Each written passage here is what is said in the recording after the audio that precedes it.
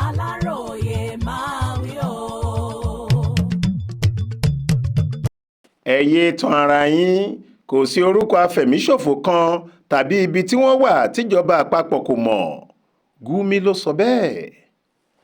Gbajúgbajà olùkọ́ ẹ̀sìn Islam lápá òkè ọya tí ọ̀rọ̀ gbogbo kì í ṣe lórí alábàáhùn rẹ̀ nì Sheikh Ahmad Abubakar Gumi ti tún fọ́ kọ́ńbọ́ọ̀kì ọ̀rọ̀ kan mọ́lẹ̀ lásìkò yìí nípa ètò ààbò tó mẹ́hẹ ní Nàìjíríà àti bí ogun àwọn jàǹdùkú agbébọn ṣe tún ró gbọmọgbọmọ lẹ́nu àìpẹ́ yìí lápá òkè ọya. Bàbá náà ti sọ pé bó bá jẹ́ ti ìgbésẹ̀ kí ìjọba kápá àwọn apamọ́lẹ́kúnjayé ẹ̀dá wọ̀nyí ni, ó ní òun kò rí orúkọ afẹ̀míṣòfò kan tí ìjọba àpapọ̀ orílẹ̀-èdè yìí kò mọ̀, bẹ́ẹ̀ ni kò sí ibi tí wọ́n wà tó farasin fún ìjọba orílẹ̀-èdè yìí, gbogbo ẹ̀ ló ṣe kedere sí wọn dáadáa. Ọkùnrin náà tún sọ pé kì í ṣe àwọn afẹ̀míṣòfò ilẹ̀ Haúsá nìkan lòun ń sọ ó ní gbogbo ibi táwọn èèyàn ẹṣin òkọ̀kú ẹ̀dá wà káàkiri igbó àti ibùba ló hàn gbangba sí ìjọba orílẹ̀-èdè yìí, ó sì dá òun lójú bẹ́ẹ̀. Ọ̀rọ̀ yìí jẹ jáde nígbà tí Abubakar Gumi ń kópa nínú ìfọ̀rọ̀wérọ̀ kan tó dá lórí ètò ààbò àti bí ìjọba ṣe lè kápá rẹ̀ lẹ́nu àìpẹ́ yìí.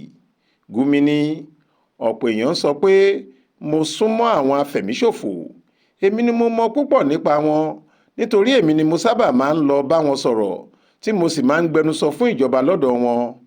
Ó lè rí bẹ́ẹ̀ lóòótọ́, àmọ́ ẹ jẹ́ kí n sọ fún yín, kò sí orúkọ afẹ̀míṣòfò kan nílẹ̀ yìí tí ìjọba àpapọ̀ kò mọ̀, bẹ́ẹ̀ sì ni kò sí ibi kan tí wọ́n farapamọ́ sí tó ṣókùnkùn sí ìjọba wa.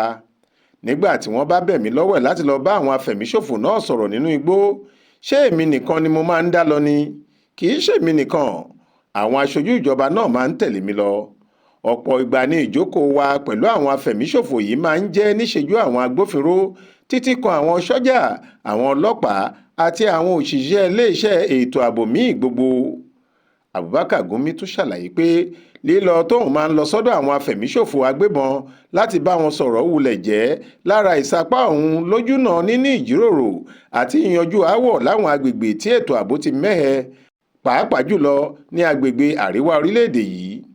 Níṣe làwọn ọ̀rọ̀ tí Gumi sọ yìí dá wuyewuye àti àríyànjiyàn sílẹ̀ lórí ẹ̀rọ ayélujára, títí tó sì fi di bá a ṣe ń sọ yìí làwọn èèyàn ń sọ oríṣiríṣi èròǹgbà àti ẹ̀dùn ọkàn wọn lórí ọ̀rọ̀ ọ̀hún.